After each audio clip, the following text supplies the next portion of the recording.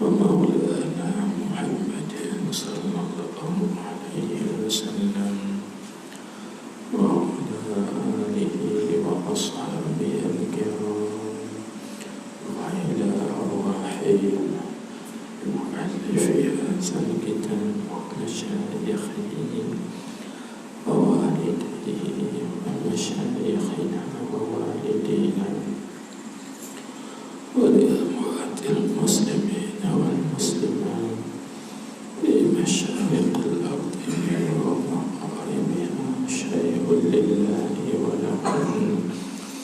الفاتحة. أعوذ بالله من الشيطان الرجيم. بسم الله الرحمن الرحيم. الحمد لله رب العالمين الرحمن الرحيم مالك يوم الدين إياك نعبد وإياك نستعين اهدنا الصراط المستقيم صراط الذين أنعمت عليهم غير المغضوب عليهم ولا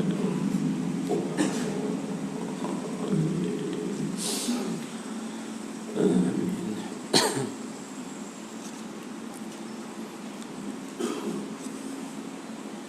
بسم الله الرحمن الرحيم.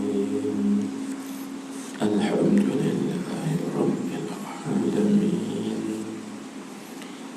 والصلاة والسلام على أشرف الأنبياء والمرسلين سيدنا ومولانا محمد الأمين وعلى آله وصحبه أجمعين.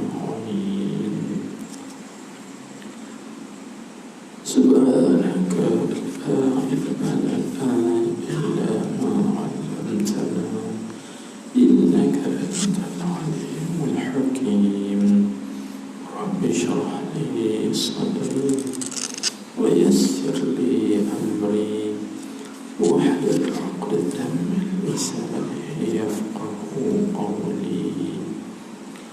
اللهم صل على سيدنا محمد الفاتح لما أغلق والخاتم لما سبق ناصر الحق بالحق والهادي إلى صراطك المستقيم وعلى آله حق قدره ومقداره العظيم.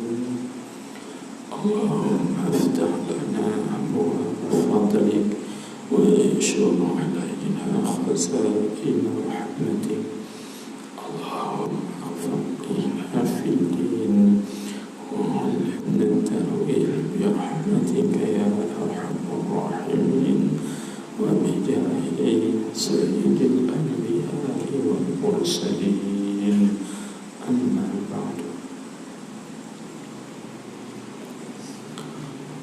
فقال المصنف رحمه الله تعالى ونفعنا بعلومه وبركاته وأسر قبره في الدارين آمين يا رب العالمين. Maka syarat sholat sembahyang tariqah itu menyucikan hawa nafsu dengan air mujahadah dan air riyadhah. Dan syarat sholat sembahyang hakikat itu menyucikan rahasia dengan air taubah dan air muraqabah. Maka manakala jadra syaran niscaya tiada hasil masyruut. Jadi itu Tuhan bukan. Alhamdulillah, bersyukur kita kehadiran Allah Subhanahu wa Ta'ala dengan limpah kurnianya dan juga curahan rahmatnya dapat lagi kita meneruskan mudzakarah kitab Asraruddin fi Ahli Yaqin, yaitu rahasia-rahasia agama bagi bagi golongan orang yang sampai kepada maqam yaqin. Baik. Jadi seperti mana sudah maklum bahawa dia menyebut sembahyang itu ada 3 kategori. Ada sembahyang syariah, ada sembahyang thariqah, dan juga ada sembahyang haqiqah. Baik. Maka tiada satu daripada 3 itu telah dia maklumkan dan juga sudah diketahui. Baik. Lalu di tengah bulan yang disebut dia kata, maka syarat sah sembahyang thariqah itu menyucikan hawa nafsu. Itu syarat sah sembahyang thariqah ialah menyucikan hawa nafsu. Jadi sembahyang thariqah itu tentu bukan seperti mana sembahyang syariat. Kalau sembahyang syariat itu ialah dipanggil beberapa perkataan dan juga beberapa perbuatan yang dimulakan dengan takbiratul ihram, yang disudahkan dengan beri salam dengan beberapa syarat-syarat yang tertentu. Itu dipanggil sembahyang syariat.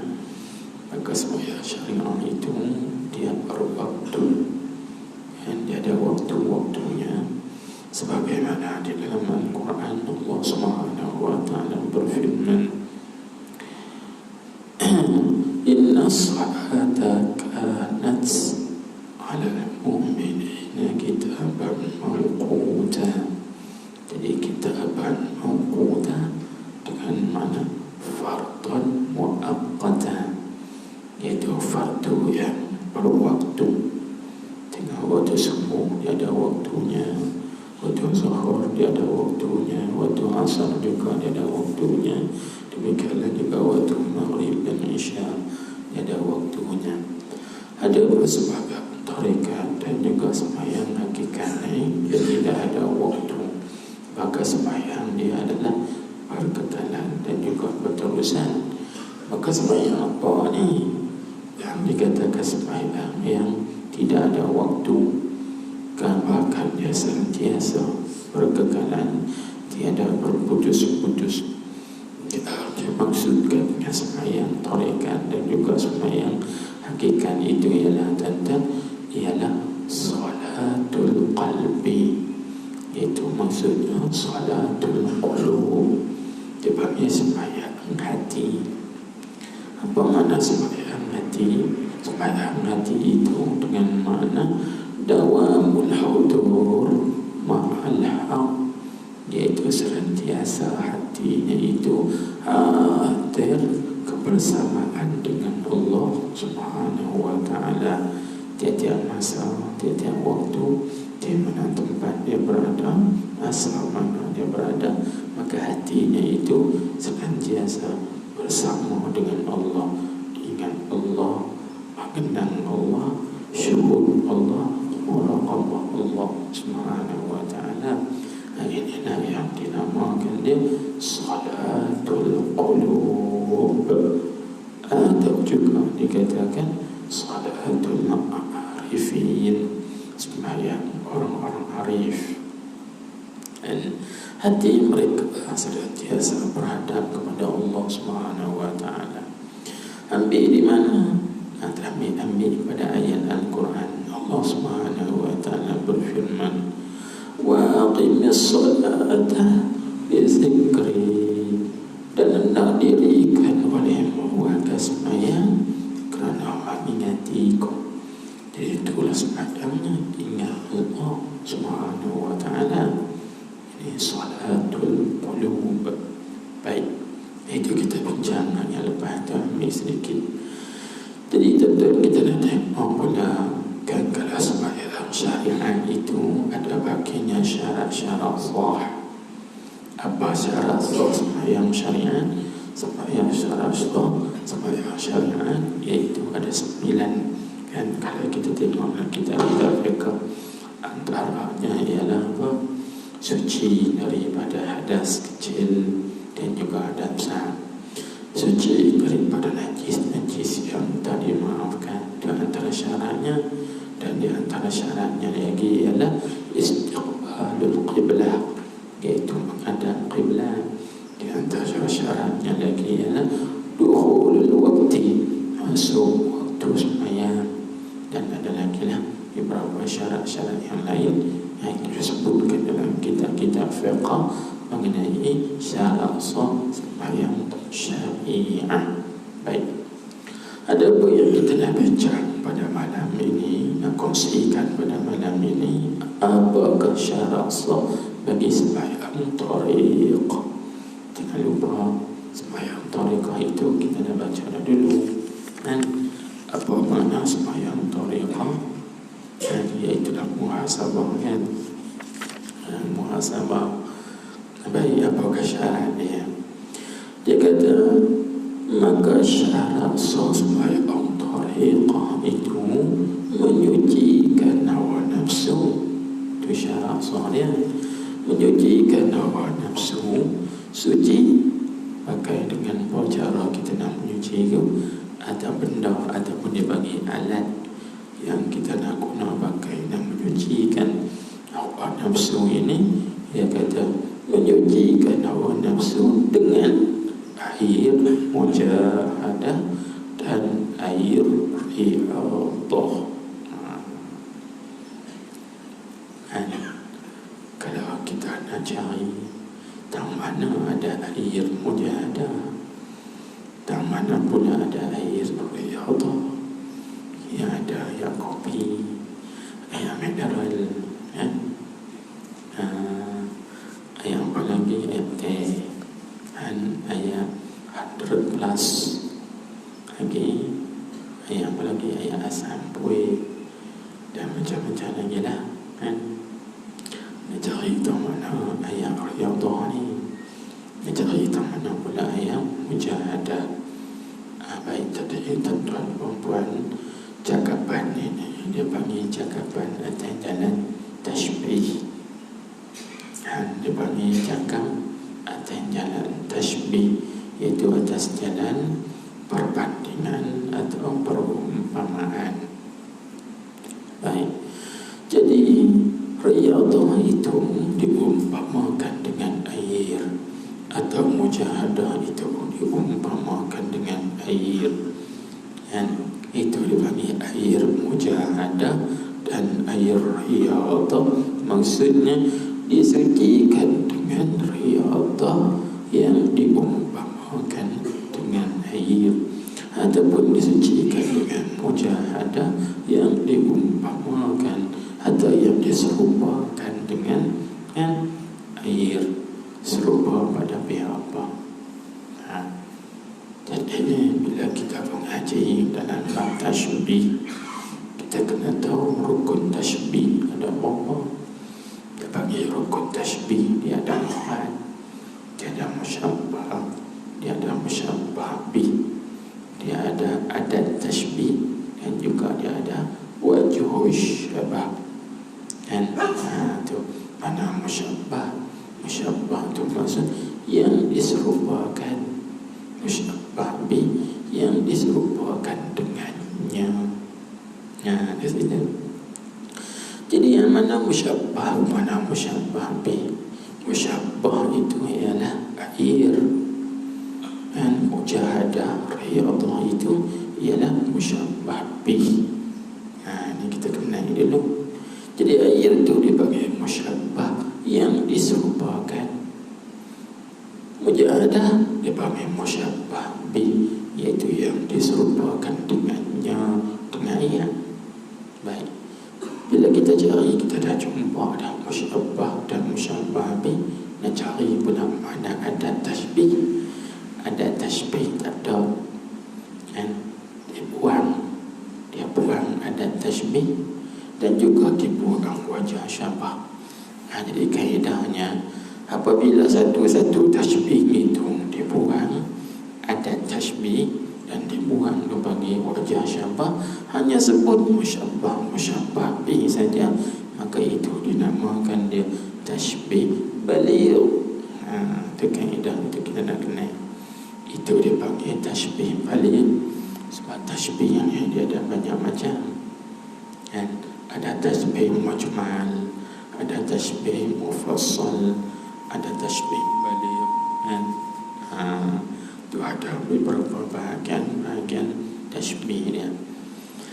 Jadi kalau tasbih mujmal, bagi tasbih mujmal itu dia disebut orang panggil 3 perkara saja. Musyabbah dengan musyabbah bi, itu orang panggil mujmal.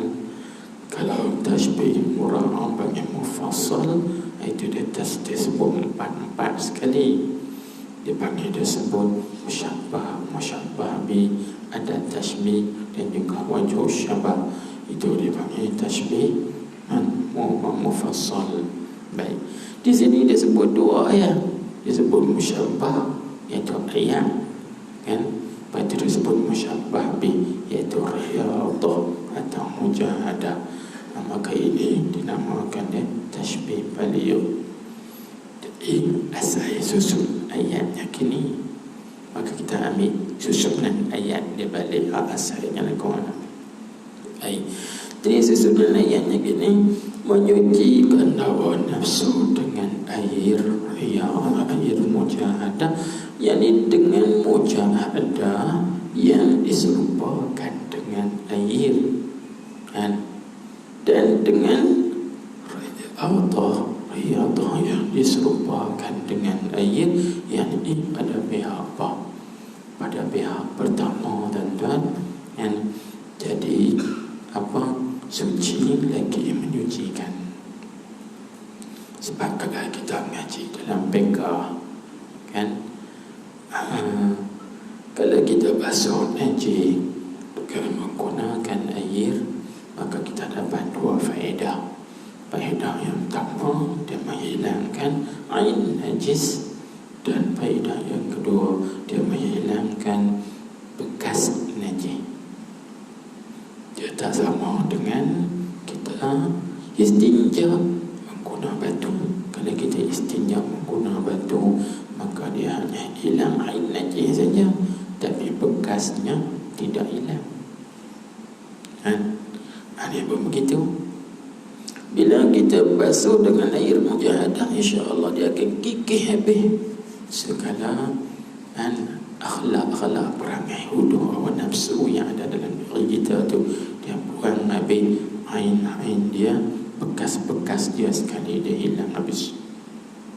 Itu dia guna bahasa ayat, air mujahadah. Sebab bila kita mujahadah, dia akan kikis habis ain najis maknawi. Najis maknawi itu seperti riya, ujub, semua dan lain-lainnya lagi daripada sifat-sifat semua itu. Dia akan hilang habis semua kan. Baik, yang kedua, sebab apa dia guna air? Sebab air itu tuan-tuan fungsinya besar. Fungsinya besar sebab air itu adalah kehidupan. Air itu adalah kehidupan. Tengok dalam Al-Quran, Allah Subhanahu wa ta'ala berfirman dalam surah Al-Anbiya ayat 30.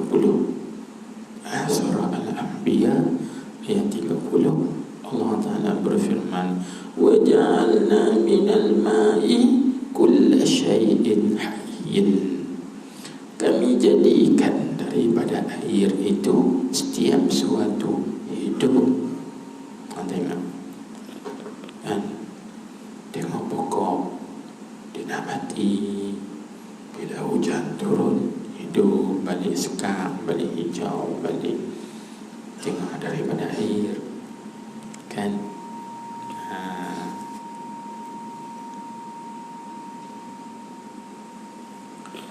Sopa juga dengan kita.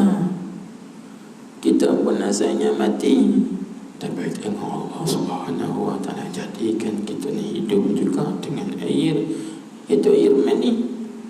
Asalnya air mani, daripada air mani itu mati, Tuhan jadikan nutfah, satu titik bagi air mani, kemudian jadikan alaqah, seketul darah, kemudian jadikan belum mudghah, ketul daging, sampailah umur kita ni cukup 4 bulan lebih, maka ditiupkan akan kita ni roh, kita hidup. Dan daripada nutfah setitik air mani ibu. Itu hidup. Baik. Jadi tuan-tuan dan puan hadirin sekalian, apa maksud di sini? Maksudnya hati kita mati, maka untuk nak menghidupkan balik hati kita yang sudah mati dengan mana lalai daripada mengingati Allah, mengenang Allah, musyahadah Allah, muraqabah Allah, untuk nak menghidupkan balik hati kita yang mati, yang lalai ini. Caranya tak lain tak bukan mesti dengan mujahadah dan riyadhah. Itu ada guna bahasa air mujahadah dan juga air riyadhah, kan? Baik. Setelah kita faham ibarat atau bahasa itu disebut gitu, kita nak faham pula apa makna mujahadah, apa makna riyadhah. Ringkasnya kita ambil mujahadah itu ialah berperang. Itu ringkasnya lah, berperang, kan? Maka yang dimaksudkan dengan berperang di sini, perang dengan apa? Bukan perang dengan orang kafir, kan? Atau orang musyrikin, atau orang munafik, Yahudi, Nasara dan musuh-musuh Islam yang lain. Tapi yang dimaksudkan dengan mujahadah di sini ialah mujahadatul nafsi, yaitu mujahadah dengan nafsu, mujahadah dengan nafsu.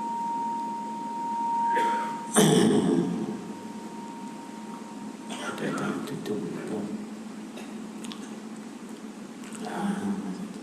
Mujahadah dengan nafsu itu yang dimaksudkan dengan mujahadah di sini, yaitu berperang dengan nafsu.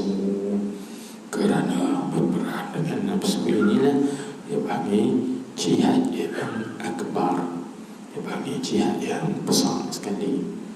Sebagaimana sudah maklum yang kita dah ceritakan, iaitu dalam satu hadis yang diriwayatkan oleh Imam Al-Baihaqi, kan, Nabi kita sebut raja'na minal jihadi an jihadil asghar ila jihadil akbar. Qalu ya Rasulullah wa mal jihadul akbar? Qala jihadun nafsi. Nabi kata, kita ini baru saja pulang dan kembali daripada peperangan yang kecil, tetapi akan menempuh peperangan yang lebih besar. Lalu Rasulullah sahabat bertanya, apakah jihad yang lebih besar itu, wahai Rasulullah sallallahu alaihi wasallam? Maka Nabi kita bersabda, iaitu jihadun nafsi, jihad dengan nafsu, yakni nafsu al-ammarah bis-su'. Itu jihad yang besar. Baik, itu kita ambil ringkasan untuk memahami. Baik, lepas bila kita sebut riyadhah itu kalau bahasa moden ini dipanggil sukan, kan? Contoh macam kita panggil sukan ayam, riyadhah ma'iyah, itu panggil sukan air, kan? Itu panggil sukan. Itu bahasa. Tapi pada istilah tasawuf, riyadhah bukan makna bersukan, tapi riyadhah itu dengan makna melatih tubi nafsu kita. Itu kita guna bahasa mudah, iaitu melatih tubi nafsu kita ini. Kita latih dia lakukan. Nafsu kita suka makan banyak, latih. Makan sikit, itu latih, dipanggil riyadhah. Nafsu kita suka cakap banyak, kita latih cakap sikit. Nafsu kita suka minum banyak dan tidur banyak, maka kita latih minum sedikit dan juga tidur sedikit. Itu mana riyadhatun nafs. Dan latih tubi nafsu kita tu sehingga mana? Sehingga dapat menukarkan adat nafsu yang tidak baik kepada jadi baik. Adat nafsu kita dulu suka tidur banyak, setelah kita latih tubi, maka akhirnya dia akan menyalin, dia akan bertukar, kan? Dia akan bertukar daripada adat kebiasaan yang tidak baik kepada baik. Sebab itu tuan-tuan, Al-Imam Abdullah Haddad dalam kitabnya Hikam Haddadiyah menyebut, al-'adatu iza rasakhat nasakhat. Sesuatu kebiasaan itu apabila sudah tetap kejam, maka dia akan menyalin. Menyalin itu maksudnya tukar.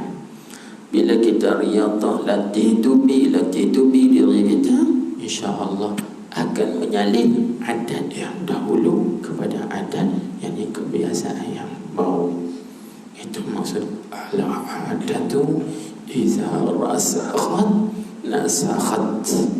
Kebiasaan itu apabila sudah tetap kejam, maka dia akan menyalin, jadi akan tukar kepada kebiasaan dan juga adat yang baru.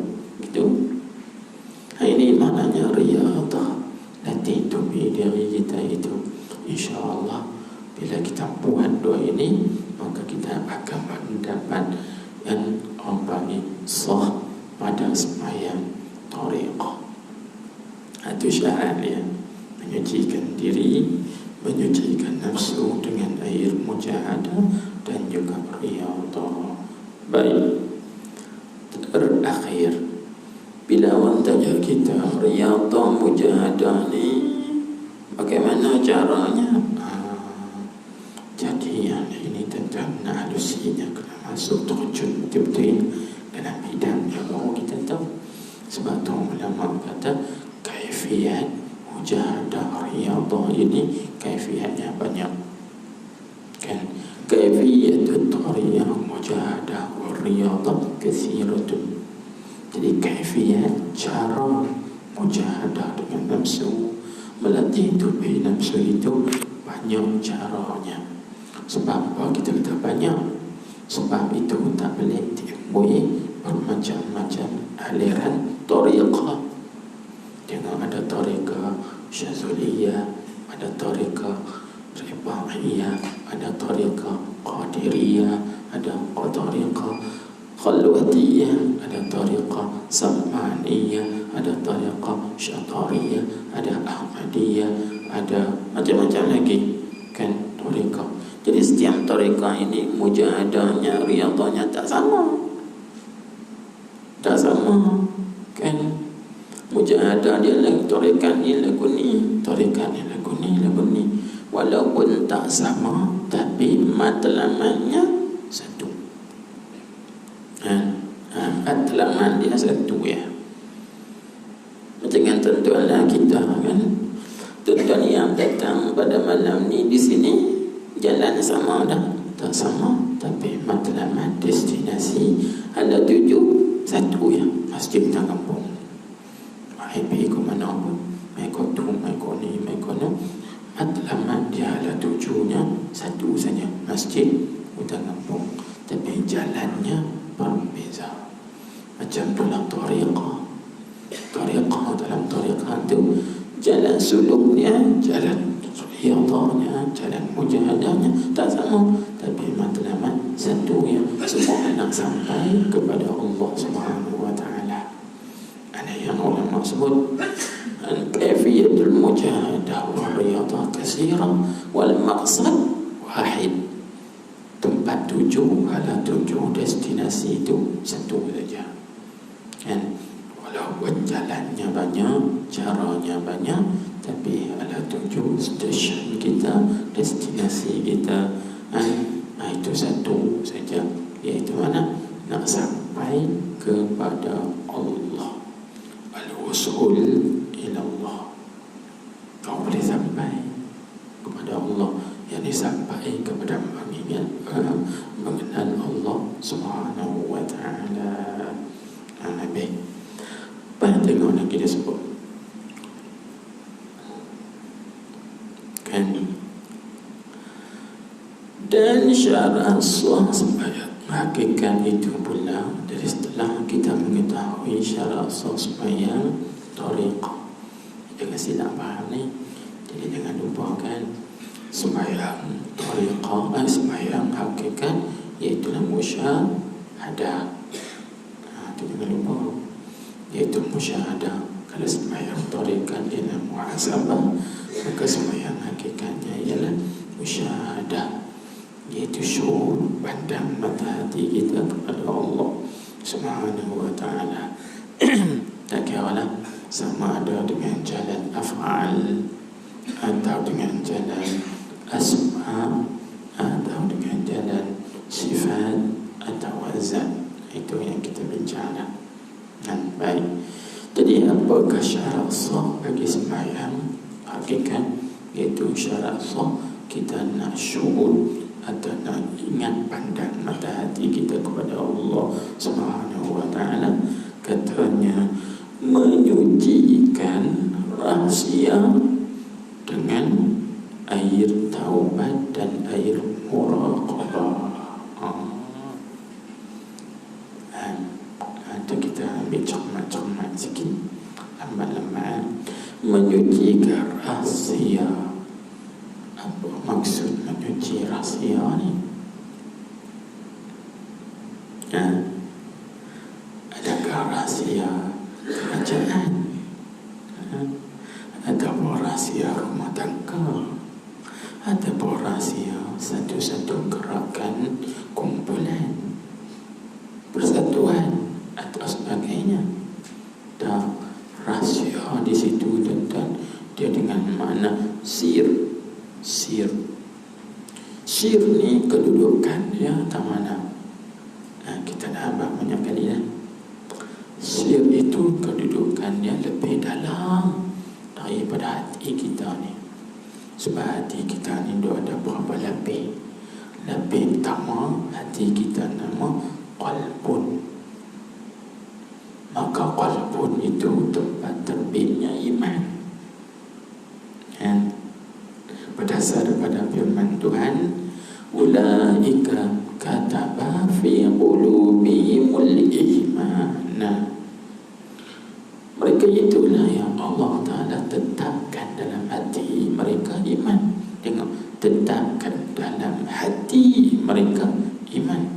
Maknanya tempat terbit iman itu ialah hati. Itu dipanggil hati. Hati ni duduk sebelah dalam kita ni. Ni dada. Dalam dada kita ni ada hati. Hati dia ada dua makna. Satu dia panggil hati sanubari. Maka hati sanubari itu hati dengan mana jantung. Bukan maksud, bukan yang dikenal ke situ. Dia ada satu lagi namanya qalbun ruhaniyun. Dia panggil hati ruhani. Jadi hati ruhani itu hak duduk dalam hati sanubari. Duduk dalam tu hati sanubari. Maka hati rohani itu tempat terbitnya iman. Baik. Dalam hati sanubari, dalam hati rohani itu dia ada satu lagi yang namanya fuad. Dia panggil fuad. Hati juga, tapi yang namanya fuad. Maka hati nama fuad itu iaitulah tempat terbitnya ma'rifat. Ma'rifat apa? Bukan ma'rifat bukan ma'rifat bukan ma'rifat hakikat, ma'rifat usuluddin. Ma'rifat pada istilah ilmu usuluddin, terbitnya ma'rifat di situ. Kan? Bila dia kenal, dia tak dusta. Itu berdasarkan kepada ayat Al-Quran. Allah Ta'ala berfirman, ma kadzabal fuadu ma ra'a. Ma kadzabal fuadu Muhammad. Hati Muhammad itu tidak mendustakan apa yang dia lihat. Sebab apa dia tak dusta? Sebab dia kenal. Aku tak dustakan apa yang aku lihat kerana aku kenal. Jadi tempat terbit ma'rifat itu daripada hati yang nama fuad. Baik, dalam fuad itu ada lagi satu lebih hati yang nama syaraf. Syaraf. Syaraf itu iaitulah tempat terbitnya cinta. Dia panggil hub atau mahabbah. Berdasarkan pada firman Tuhan, qad syarafa hubba. Balqis itu sangat cinta kepada Nabi Yusuf alaihi salam. Cinta dia bukan tahap biasa, tahap dalamnya cinta tu dia panggil dalam hati yang syaraf. Cintanya cukup mendalam. Cinta kita kat lidah ya. Aku cinta Allah, aku cinta Rasul, kat lidah tak sampai dah hati.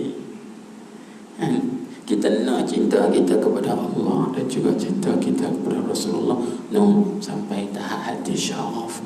Macam yang cintanya orang panggil Zulaikha kepada Nabi Allah Yusuf alaihi salam. Cinta yang mendalam bagi syaraf. Baik, dalam syaraf tu pula ada hati yang namanya lub. Maka hati yang nama lub itu mula dia panggil tempat terbitnya tauhid, iaitu berdasarkan pada ayat Al-Quran firman Allah Subhanahu wa ta'ala,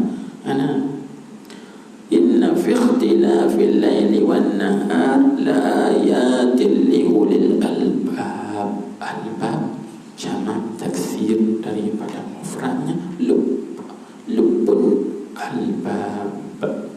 Lub, hati yang namanya lub, maka tempatnya tempat terbitnya bagi tauhid. Tentang dalam lub tu lah ada hati yang namanya sir. Sir ni lah kita bagi rahsia. Yang kita bincang sini ni menyucikan rahsia, itu menyucikan sir. Sir tu dalam sekali. Yang ni kalau tuan-tuan pergi ke kedai medical center, suruh dia scan, tak nampak. Dia kena scan dengan mata kaca, panggil mata kaca Sufi. Sufi baru nampak. Dengan mata kaca zahir dan dia nampak ni. Di situ sir tu apa dia? Sir itulah kata ulama tasawuf batin bagi roh kita. Dia panggil batin bagi roh.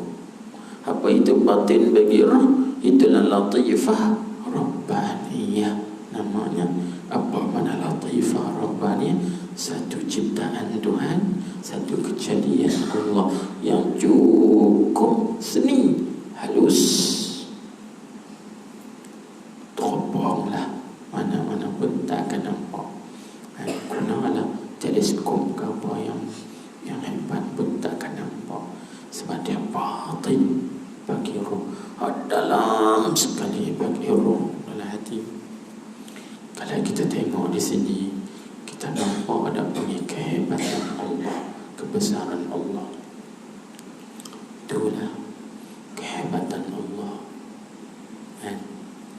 Kita nak cari tempat roh duduk dalam badan kita pun kita tak tahu. Teropong tak mana ada roh dalam badan, tak jumpa. Tapi roh ada dalam badan kita. Itu hebat ciptaan Allah. Ini batin bagi roh. Dalam lagi ada roh. Itu namanya sir. Maka itu kita kena sucikan dia, barulah kita dapat musyahadah Allah. Itulah namanya sembahyang hakikat. Jadi nak suci dia lagu mana? Bukan boleh bedah, bukan boleh belah. Tak payah belah, tak payah bedah. Ada caranya. Cucinya dengan dua cara, iaitu dengan air taubat satu, dan yang kedua dengan air muraqabah. Itu ya. banyakkan bertaubat, beristighfar. Astaghfirullahaladzim, bertaubat. Seperti mana Nabi kita Muhammad sallallahu alaihi wasallam beristighfar sehari semalam 70 kali, ada riwayat 100 kali. Tu Nabi kita tak ada dosa, dia maksud kita kena lebih pada tu lagi, bukan 70 tapi 700, bukan 100 tapi 1000. Bukan ni beristighfar, bertaubat kan.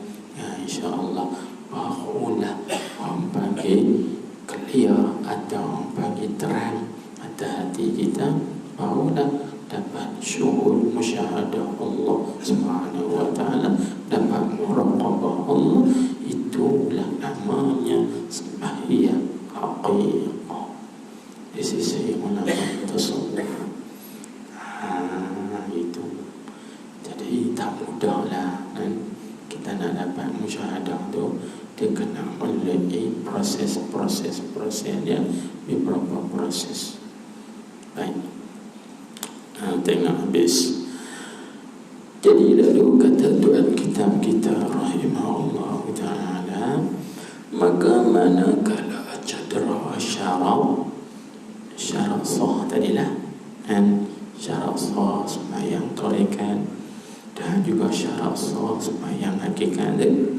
Bila cedera syarat, maksudnya kita tidak basuhkan hawa nafsu kita itu dengan air mujahadah dan dengan air riyadah. Itu pada masalah sembahyang tarikat.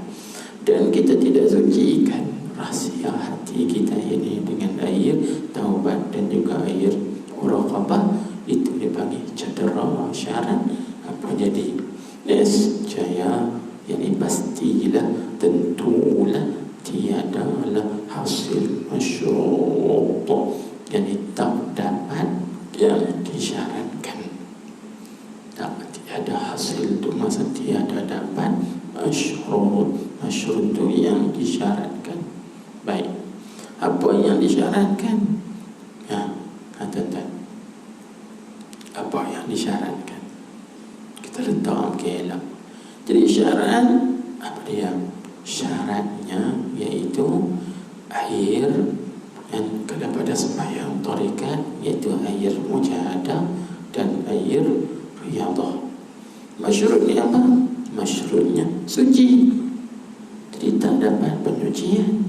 Bila tak dapat penyucian, tak dapat maksud. Apa maksud? Muhasabah tak dapat. Itu pada masalah sembahyang tarikat. Adapun kalau pada masalah sembahyang hakikat, syaratnya apa? Syaratnya air taubat dan air muraqabah. Masyrutnya suci, kan? Maksudnya apa? Maksudnya musyahadah. Jadi apabila kita tak suci dengan air taubat dan juga air muraqabah, maka tak dapat penyucian. Bila tak dapat penyucian, tak dapat maksud. Apa maksud? Musyahadah. Tak dapat maksud. Itu tak dapat maksud. Sebab tu kata ulama, Izan tabasyartu intafal masyrutu. Apabila ternapi syarat, nescaya ternapilah yang disyaratkan. Macam yang kita lah, kita sembahyang syariat, syarat sah sembahyang syariat, ada ayat sembahyang. Tiba-tiba kita sembahyang, ada ayat sembahyang sah, tak sembahyang kita tak sah. Bila tak sah, tak gugur tuntutan. Sebab tak ada syarat sah dia, iaitu tidak suci daripada hadas kecil dengan ambil sembahyang, dan tak suci daripada hadas besar dengan mandi janabah. Itu. Baik tuan-tuan, puan-puan, hadirin hadirat sekalian, sebab itulah kita sembahyang tak dapat seperti Nabi kita dapat. Nabi kita dapat, kan? Tengok dalam hadis yang masyhur, Nabi kita bersabda, Ya Bilal, arihna bis salat. Wahai Bilal, rehatkanlah kami dengan sembahyang. maksud Nabi kita dan para sahabat bila sembahyang mereka dapat ketenangan, kelihatan. Sebab apa? Mereka dapat nikmat, dapat syuhud, musyahadah Allah di dalam sembahyang. Pasal cukup syarat. Mereka banyak bertaubat, mereka banyak muraqabah, mereka banyak mujahadah, mereka banyak riyadhah, dapatlah hasilnya.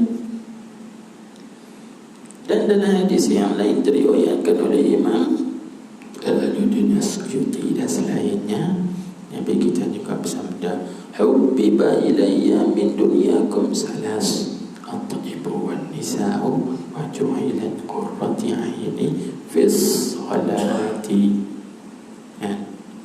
Dijadikan sembahyang sejuk mata hatiku di dalam sembahyang. Di sini Syekh Ibnu Athaillah dia bahas pasal Nabi kata dijadikan sejuk mata hatiku di dalam sembahyang. Nabi tak kata dijadikan sejuk mata hatiku dengan sembahyang. Jadi apa beza dengan dalam? Dengan sembahyang, di dalam sembahyang. Dia tak sama kan? Hak tadi, arina ya Bilal bis salati, rehatkan kami dengan sembahyang. Lain. Yang ini Nabi sebut ju'ilan qurratu 'aini fi bis salati, di dalam sembahyang. Dia tak sama maksudnya. Sejuk mata hati dan di dalam sembahyang dengan kerehatan, dengan sembahyang. Dia tak sama. Perbezaannya amat jauh. Farqun ba'id. Inilah rahsianya tuan-tuan. Rahsia sembahyang orang sufi yang disebut sebagai salatul muqarrabin ataupun salatul arifin.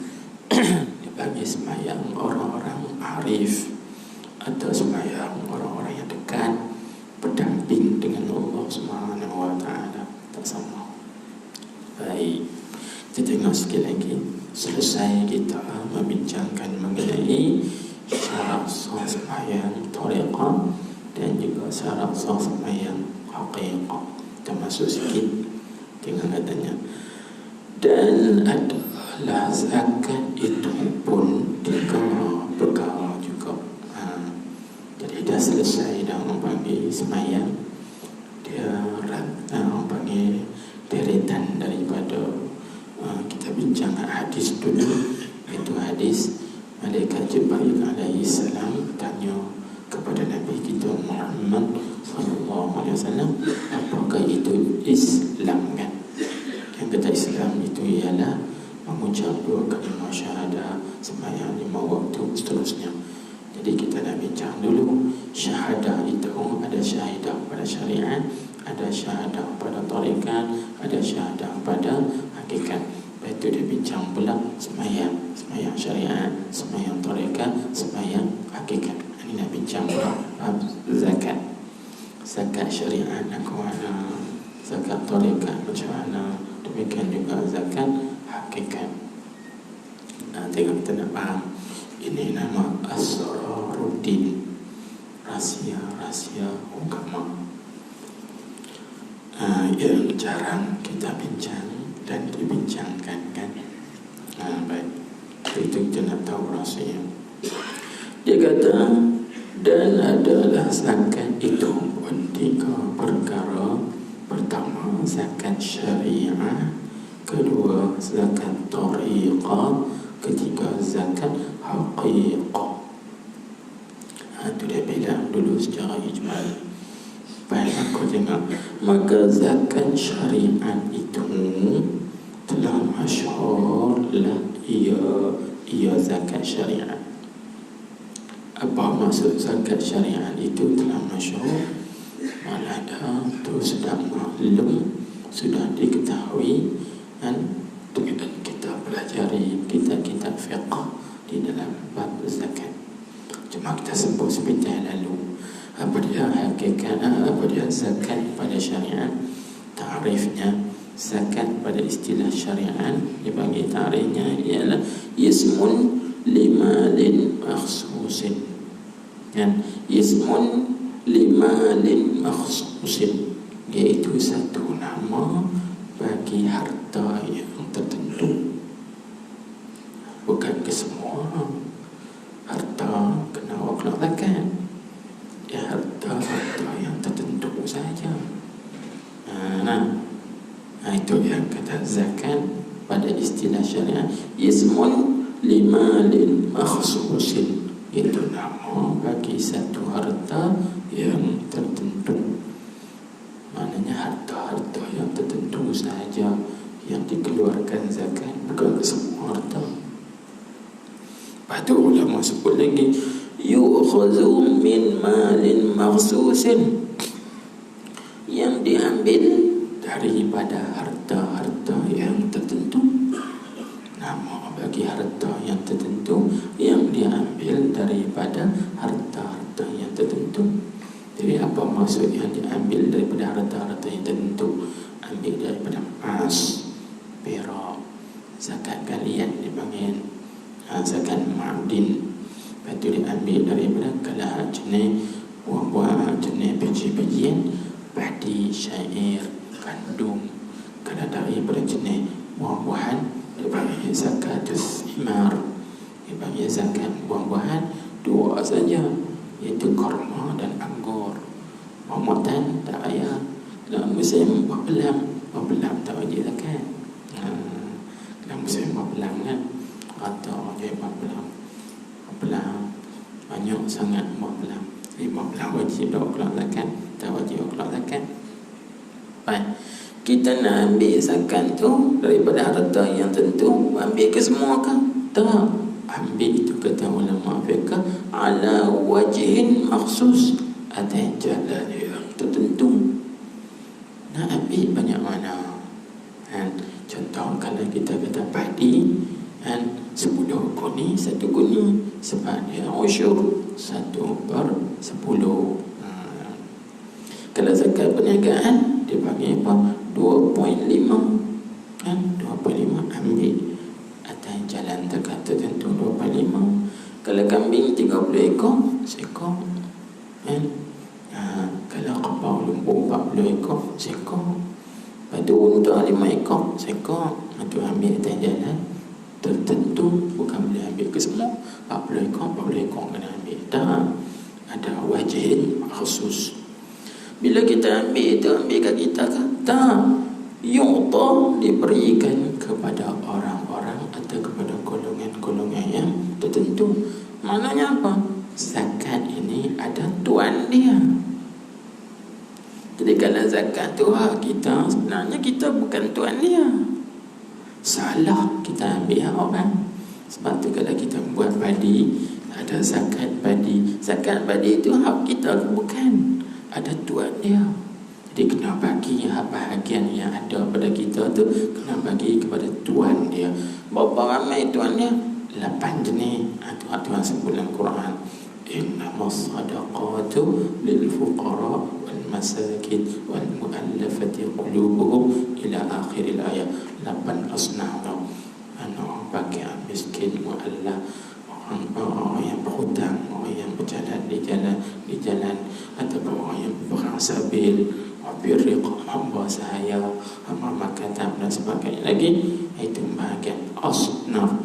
Dia panggil tuan-tuan, orang yang berhak menerima zakat. Itu dibincang dalam bab zakat syariah di dalam kitab-kitab fiqh.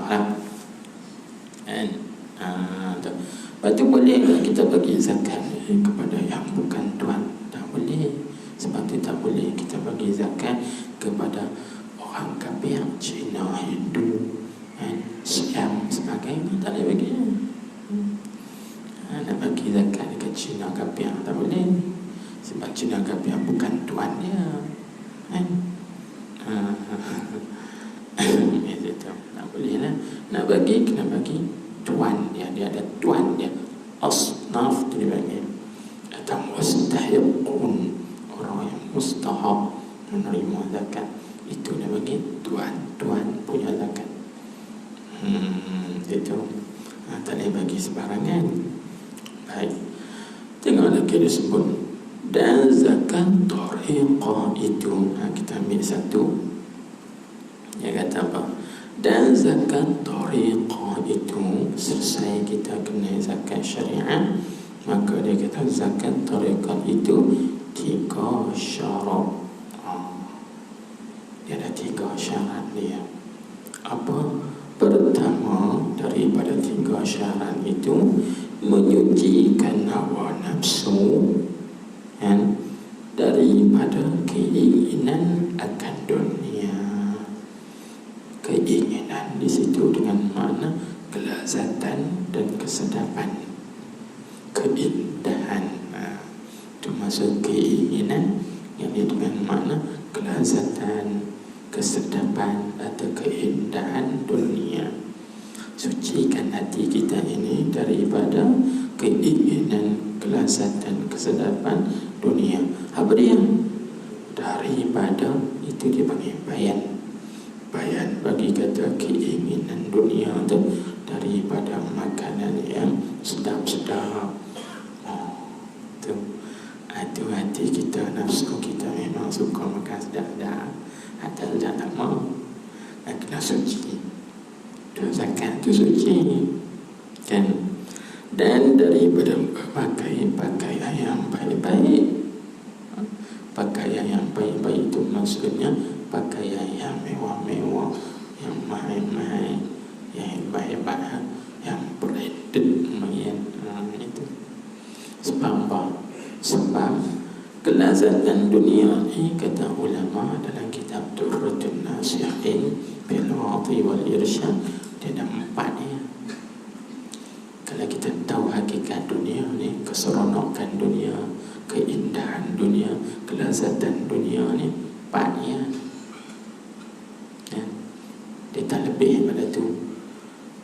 Kita kaya raya terang mana pun, susah terang mana pun, kelazatan dunia ni 4 ya. Pangkat besar terang mana pun, jawatan presiden ke apa ke, orang bagi kelazatan dunia, keseronokan dunia ni 4 ya. Mana? Pertama, lazzatul akli, kelazatan makan. Tak ada gunanya kita duit banyak kalau makan tak lalu. Tak ada beda. Duit banyak kan, kaya raya bertimbun-timbun, tapi makan tak lalu. Last sekali makan ikan pilih ya. Tak ada mana. Itu. Yang kedua dia panggil lazzatul syurbi, kelazatan minum. Apa gunanya kita kaya raya kalau kita tidak dapat minum? Kira betul kita ni tak kaya tak apa janji boleh makan, tak kaya tak apa janji boleh minum, tidur melena apa semua. Apa gunanya kalau kita kaya tidur tak boleh? Jadi yang ketiga, kelazatan dunia ini ialah lazatun naum, kelazatan tidur. Tak kepala terbantai lena tu, ya Allah, tu ni'mat. Apa gunanya kalau kita duit banyak, kaya raya, tak kepala susah nak lena, tak kepala terbantai. Kali gunung kilah, gunung kil sampai ke siang tak lena, tak ada makna. Tidur atas katil mai berjuta pun tak ada makna. Tak tu dunia. Dan yang keempat, yang terakhir kata ulama, kelazatan dunia ini lazzatul jima'. Dia panggil kelazatan bersetubuh, jima', bersetubuh suami isteri. Itu dah keseronokan dunia. Hal lain mana ada? Maka nak dapat zakat tariqah, mesti sucikan nafsu, hawa nafsu kita daripada kelazatan dunia ini. Makan sedap dan pakai yang sedap-sedap, pakaian yang sedap-sedap, itu maksudnya kelazatan dunia belakang. Itu barulah kita dapat penyucian hati kan. Sebab memang jalanan sufi ni dia begitu, jalanan ahlul ma'rifah, nak dapat ma'rifah tentang dia tak boleh makan banyak, dia kena makan sikit. Cuba kita latih diri, cuba tak makan 40 hari, insya-Allah dapat rahsia yang banyak. Cuba buat tak makan 40 hari. Maksudnya tak makan benda-benda yang berat, tapi kita makan benda yang ringan. Sebab tu dalam tariqah dia ada suluk. Suluk ni ibarat masa ubat. Bila masa ubat, doktor kata kamu kena puasa, jangan makan 2 hari, 2 hari, 3 hari. Kenapa puasa? Macam tu kita masuk tempat suluk. Tok Guru kata apa? Kamu jangan makan selama 40 hari. Makanan kamu ialah zikir. Subhanallah, subhanallah, subhanallah. Lepas 40 hari, tuan-tuan tengok hati tuan-tuan disinari dengan cahaya-cahaya ma'rifat. Cuba buat kalau tak percaya. Tu 40 hari. Kalau buat 80 hari, 120 hari, ya Allah, lagi bercahaya. Itu dipanggil jalanan sufi. Kan? Habis titik tahun tu dan kata memakai pakaian yang baik-baik. Titik itu, lepas tu segala yang demikian itu i'rab jadi mubtada atau jumlah istinaf dia panggil. Itu yang mana bermula segala yang demikian itu, demikian mana, demikian keinginan dunia. Makanan yang sedap-sedap, memakai pakaian yang baik-baik itu sifat hamba Allah yang cenderung hatinya kepada dunia. Itu ada hatinya disengat oleh dunia. Hati yang disengat oleh dunia, hati itu terhijab kepada Allah Subhanahu wa taala. Ada satu cerita. Nabi Allah Musa alaihi salam, dia nak pergi kepada kaumnya nak berdakwah. Maka Tuhan wahyukan pada Nabi Musa, ya Musa, hazir qaumaka an syahawati dunya fa innaha mahjubatun anni. Dia kata, wahai Musa, engkau nak pergi kepada kaum engkau, bertakutkan kepada kaum engkau daripada mengikut syahwat-syahwat keinginan dunia, kerana syahwat-syahwat keinginan dunia itu menghijabkan daripada aku. Betul, bila keinginan kita kepada makan, kita terhijab daripada Allah, terdinding daripada Allah Subhanahu wa taala. Sebab itu dia suruh kita cuci hawa nafsu daripada keinginan-keinginan dunia, bahawa hati kita tak terhijab daripada Allah Subhanahu wa taala. Habis. Maka sebab itulah berkata oleh ulama ahli sufi, macam lagi tu. Situ dululah. Situ dulu. Maka sebab itulah Allah.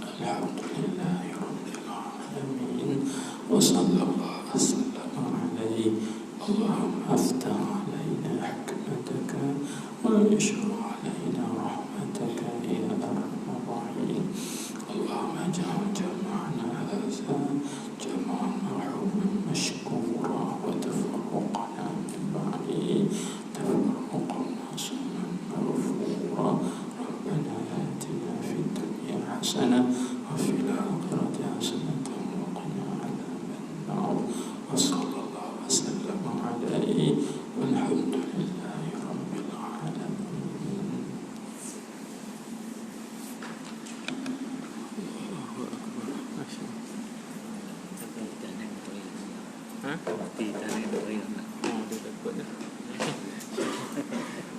InsyaAllah.